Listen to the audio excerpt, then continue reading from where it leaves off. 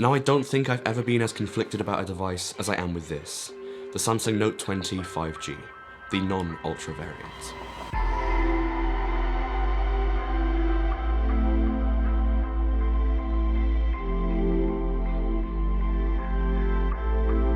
On the one hand, it's an incredible device, featuring some outstanding cameras, almost every top-of-the-line piece of internal hardware possible, and the full unencumbered Samsung user experience.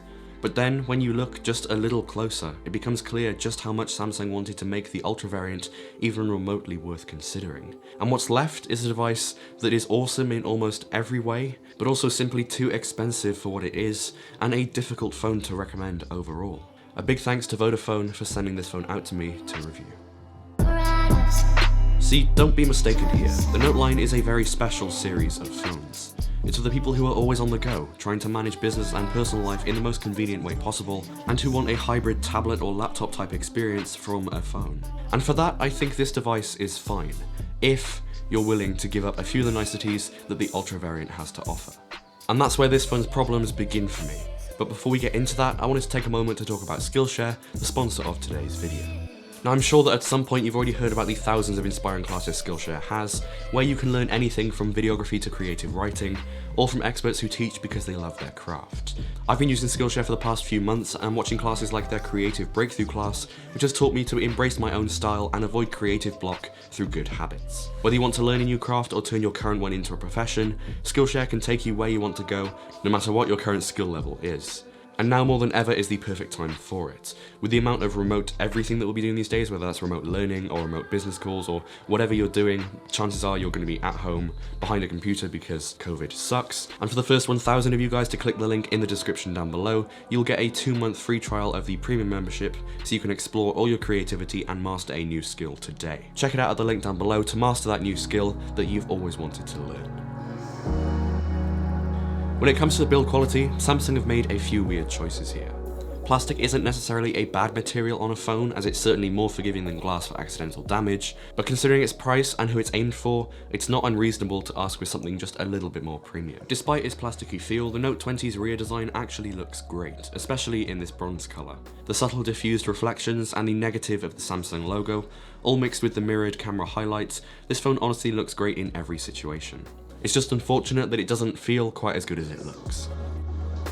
The display is pretty awesome on this phone. It's only 1080 by 2400, which is a bit disappointing, but it still looks more than good enough on this phone's 6.7-inch size. With its nice and uniform bezels, the punch hole camera, and a perfectly flat panel, this display is among the best experience you'll find on any phone.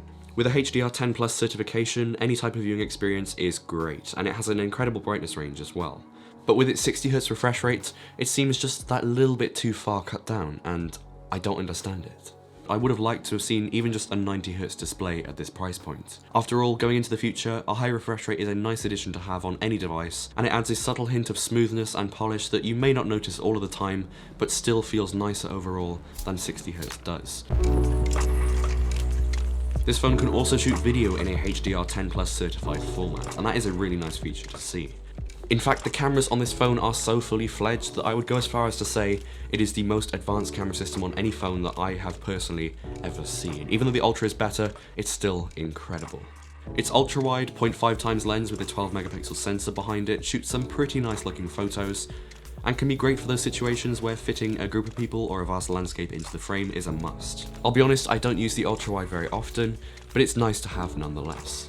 The telephoto camera, which is actually a wide lens with a 64-megapixel equivalent sensor, is the one you'll probably find yourself falling in love with, thanks to its natural, photogenic character of bokeh and colour representation, mixed with the option for those 64-megapixel photos. I took this phone with me on a mountain walk the other day, and I was just blown away with the detail level in the 64-megapixel modes, and just with every other camera mode out there. It's genuinely incredible, and I wasn't expecting it. I'm always a strong believer that the Pixel phones are my go-to for a phone camera, but this phone, this could replace that.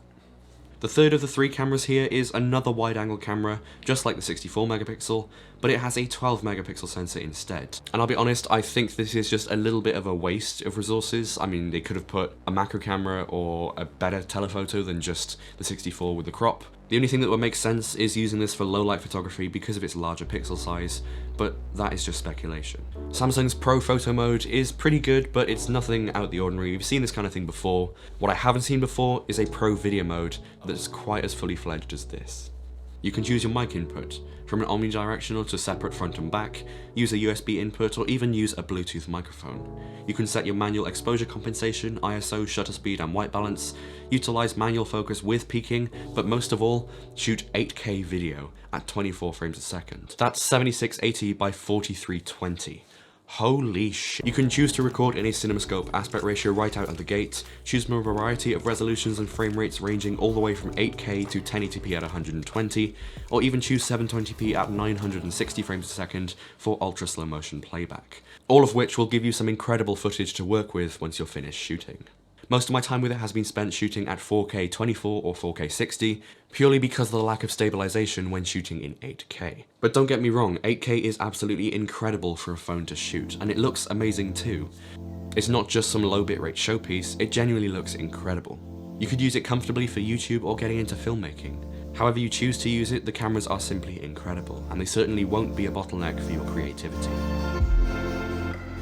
The specs inside this phone are weirdly awesome, especially when you consider the rest being stripped back for the lower cost. With 8GB of RAM, an Exynos 990 CPU, and 256GB of storage, there's nothing short of the highest end specs here.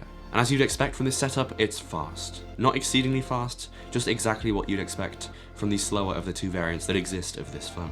Besides, the game these days is more about software than just shoving internal hardware in, and animations are the one bit of polish that can make or break a software experience. It's slick to close an app with the subtle return to position animation, it's great to multitask and do everything in between. The only things that seem a little jarring here are the always on display animations and the occasional jump during gesture navigation. Apart from that, the animations on this phone are pretty awesome and they round off the experience as a whole really nicely. For intense multitasking between notes, music, YouTube, and whatever else, the performance of this phone is just great. There's not many phones with a custom ROM like Samsung's One UI that can execute every aspect of the software quite as well as Samsung does.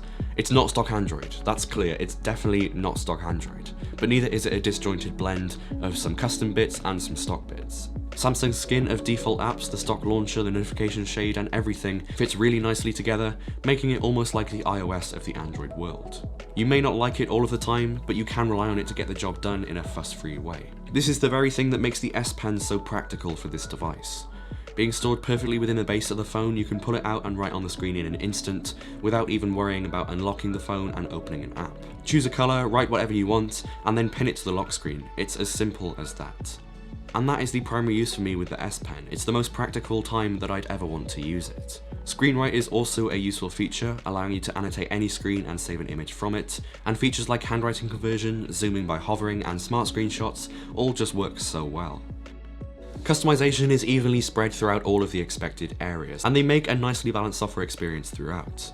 As stock, the always on display isn't enabled, but if you choose to enable it, you can schedule it to be on only at certain times of the day, choose between a variety of clock styles including ones with the calendar, international clocks, or even animated GIFs. The possibilities are just incredible and you can make it look exactly as you want. One complaint that I have is to do with the default wallpapers and how they differ from the lock screen to the home screen. The default wallpapers for the home screen aren't all that varied in style, as they're all the same with just different colour options.